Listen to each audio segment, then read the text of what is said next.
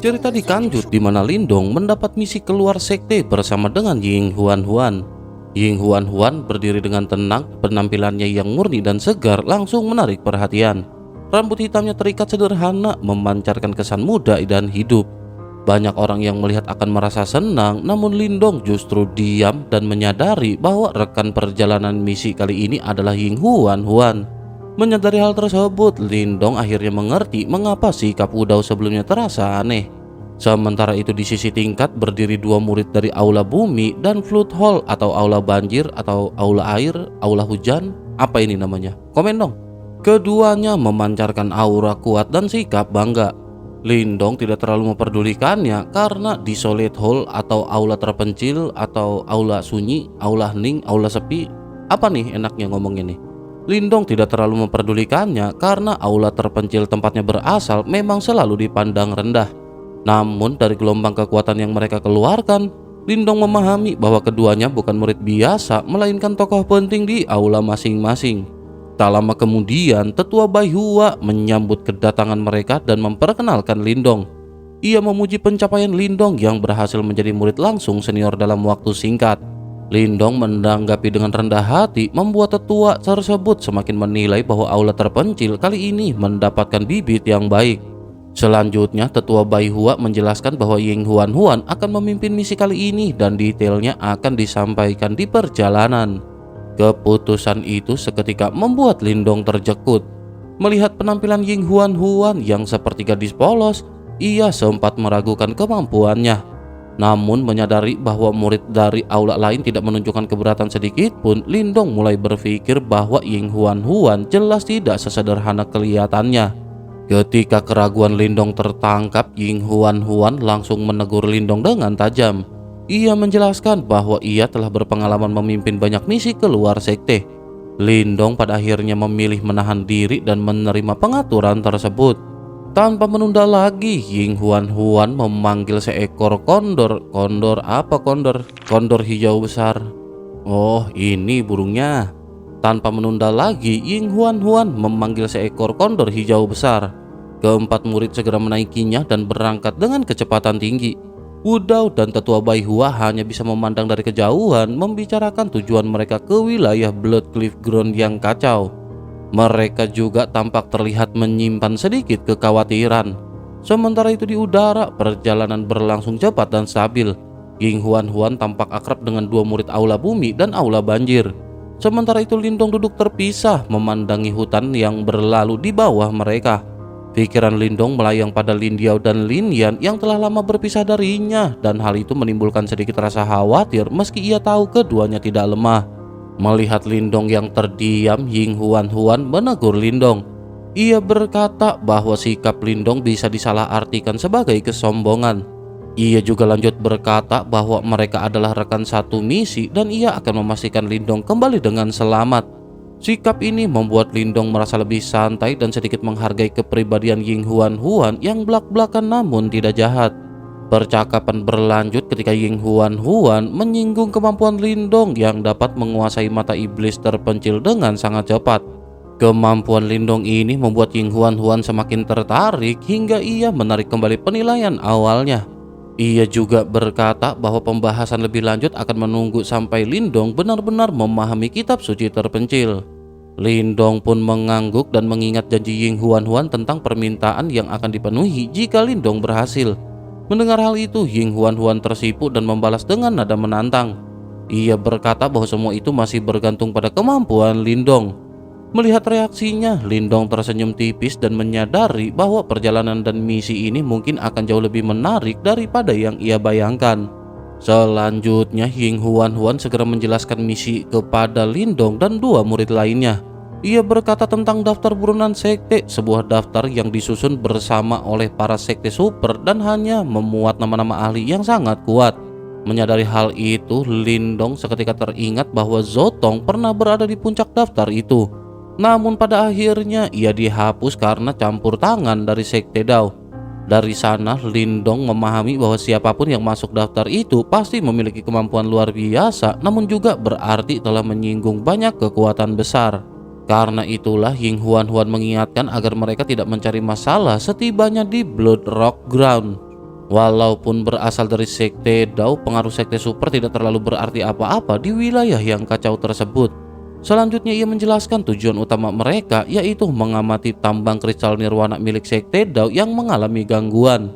Kemungkinan penyebabnya adalah binatang iblis, dan bila semuanya berjalan lancar, mereka bisa kembali dalam waktu setengah bulan. Perbincangan pun terus mengalir di sepanjang perjalanan di antara mereka. Dua sosok lainnya, Jiang Kun dan Yuan Ling, dua murid langsung senior dari aula yang berbeda, ikut menimpali perbincangan dengan santai. Dari pengamatan Lindong, kekuatan Yin Huang Huang tampak yang paling menonjol. Fluktuasi Yuan Power di sekelilingnya jauh lebih dalam, namun justru terasa tersembunyi, seolah ada sesuatu yang tidak mudah ditebak darinya. Akhirnya setelah 5 hari berlalu, suasana di depan mereka berubah drastis. Hutan hijau tiba-tiba terputus, digantikan tanah merah yang menyebar luas seperti cipratan darah. Aroma jahat juga pada saat ini tercium dari permukaan tanah.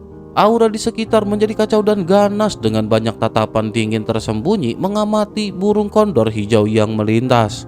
Lindong menyadari tempat ini memang tidak ramah, persis seperti yang digambarkan oleh Ying Huan Huan.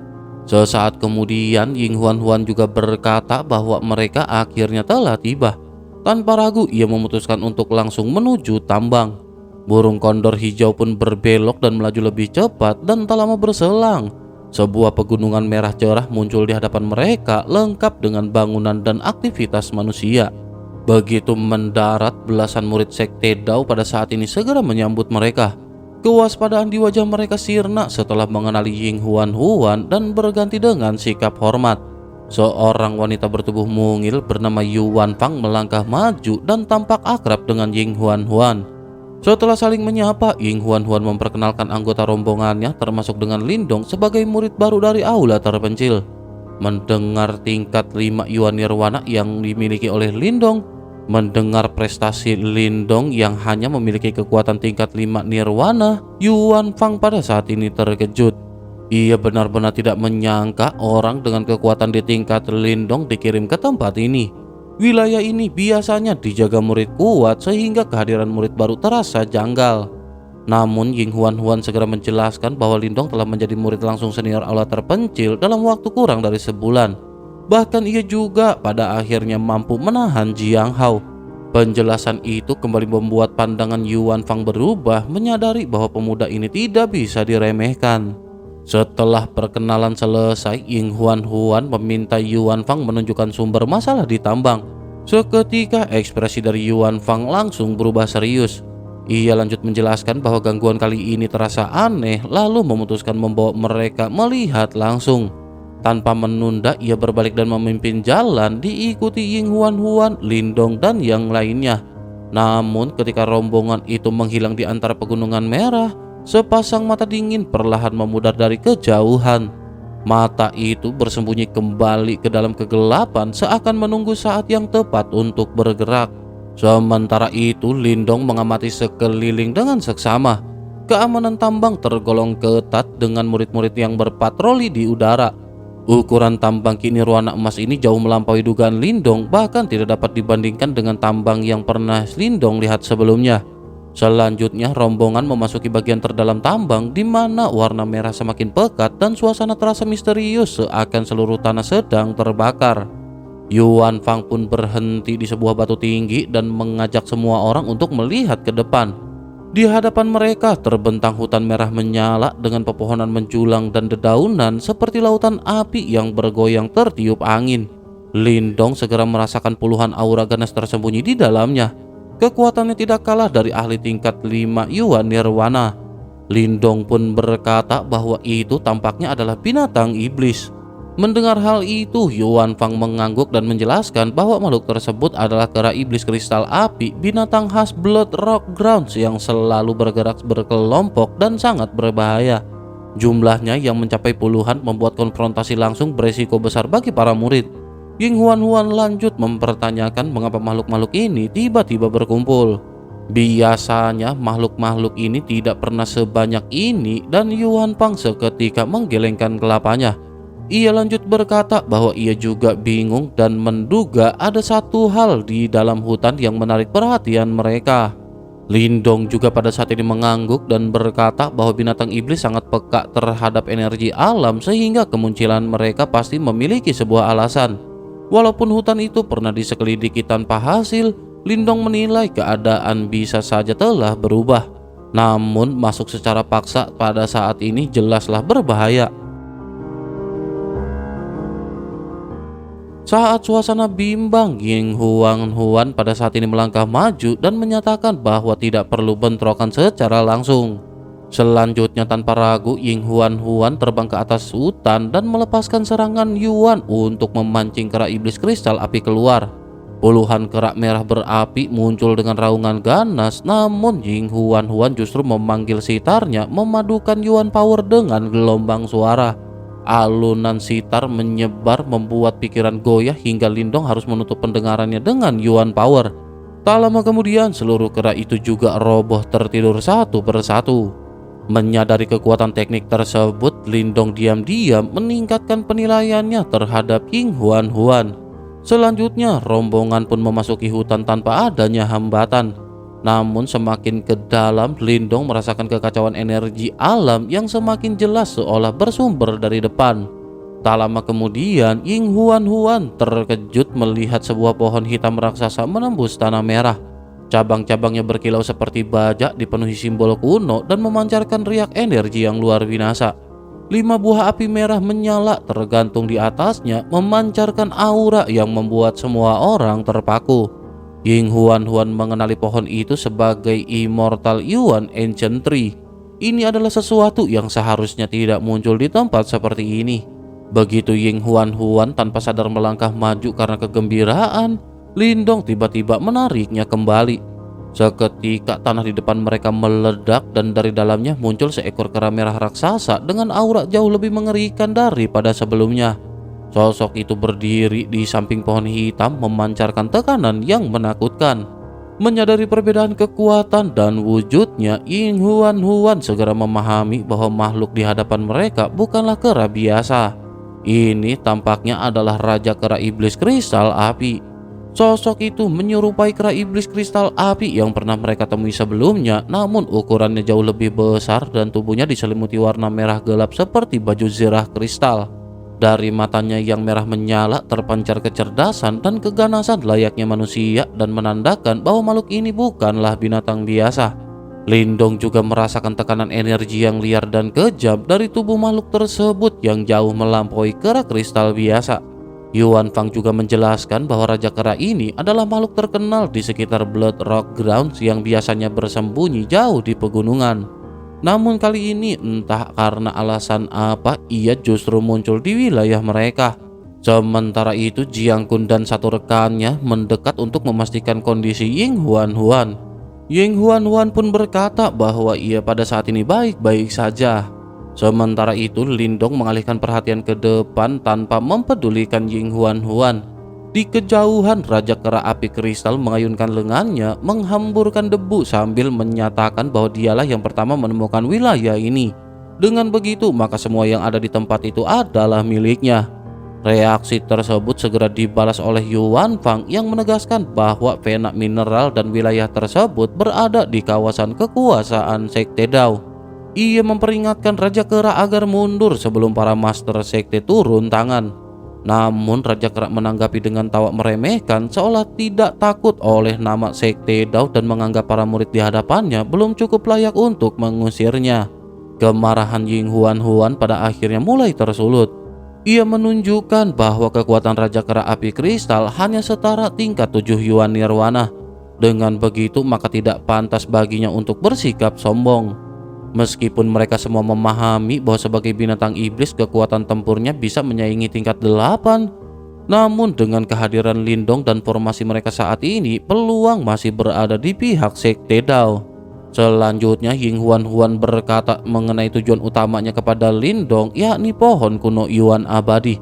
Ia menjelaskan bahwa pohon tersebut mampu menyerap energi alam dan menghasilkan buah yang sangat bermanfaat bagi murid sekte. Meski buah yang terlihat hanya 5, itu karena pohon di hadapan mereka hanyalah sebuah bibit. Jika di dalamnya terdapat benih, maka nilainya akan melonjak berkali-kali lipat. Penjelasan itu membuat Lindong teringat pada pohon kuno Yuan abadi milik gerbang Yuan. Pohon itu telah tumbuh hingga puluhan ribu kaki dan menghasilkan ribuan buah setiap kali berbuah. Menyadari perbandingan tersebut, Lindong segera memahami betapa berharganya bibit ini. Namun meskipun begitu, bahaya yang lebih besar akan muncul jika kabar ini tersebar di blok Route Grounds yang kacau. Dengan pemikiran itu, Lindong pun menyimpulkan bahwa Raja Kera Api Kristal tidak boleh dibiarkan melarikan diri.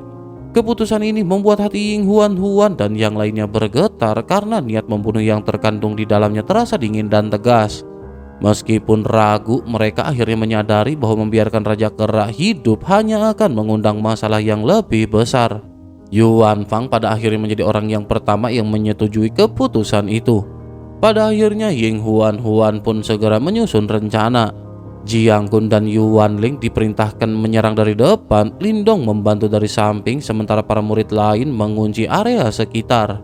Lindong pun mengangguk dan berkata agar mereka tidak meninggalkan satu monster pun. Keputusan itu seketika membuat Yuan Fang terjekut. Terlebih lagi ia melihat ketenangan dan ketegasan Lindong yang jauh melampaui usianya. Namun waktu tidak memberi ruang untuk mereka bertindak ragu. Dengan teriakan perintah Ying Huan, serangan pada akhirnya dimulai. Kekuatan Yuan meledak dari tubuh Jiang Kun dan Yuan Ling saat mereka melesat maju menekan Raja Kera Api Kristal dengan aura tajam. Pada saat yang sama, Ying Huan melompat ke atas pohon besar dan memanggil sitar hijau jamrud. Gelombang energi yang halus namun menggetarkan perlahan menyebar dari senar-senarnya, menandai dimulainya pertempuran besar di tengah hutan terpencil. Ketika jarinya menyentuh senar, suara lembut bergema dan ruang di sekitarnya beriak halus.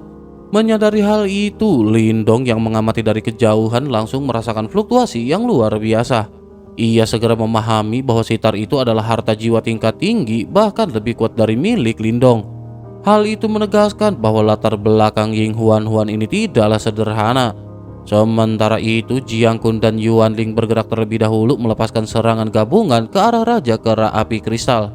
Namun reaksi sang binatang iblis jauh melampaui dugaan mereka.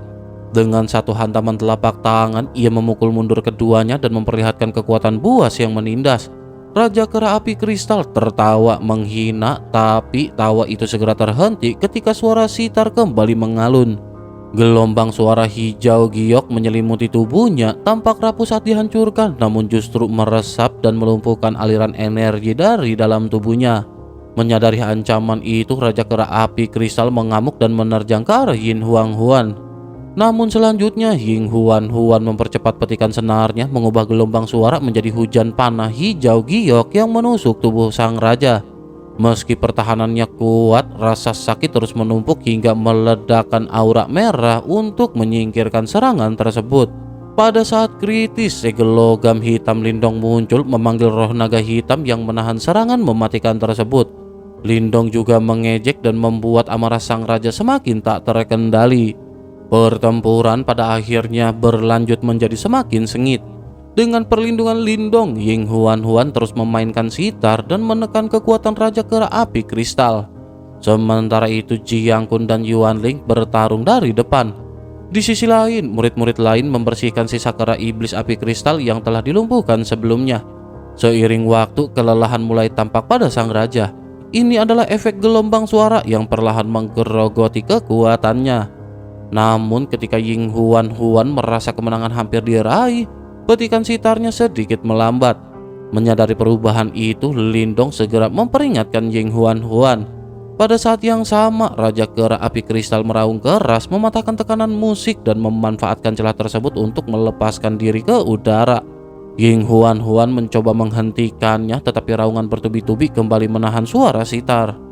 Dalam situasi genting itu, Lindong pada akhirnya mengambil keputusan. Lindong bergegas maju menghadang pelarian sang raja. Raja Kera Api Kristal meremehkan Lindong yang berada di tingkat 5 Yuan Nirwana. Ia juga lanjut menghantamkan tinju penuh amarah ke arah Lindong. Namun saat serangan itu mendekat, mata Lindong seketika berubah. Garis abu-abu terbuka di antara alisnya menyingkap mata iblis terpencil yang begitu mengerikan. Melihat pemandangan itu, Ying Huan dan yang lainnya langsung menyadari bahwa pertarungan ini belum berakhir. Selain itu, tampaknya kekuatan sebenarnya dari Lindong baru saja akan diperlihatkan. Selanjutnya pada akhirnya berlanjut ke episode selanjutnya.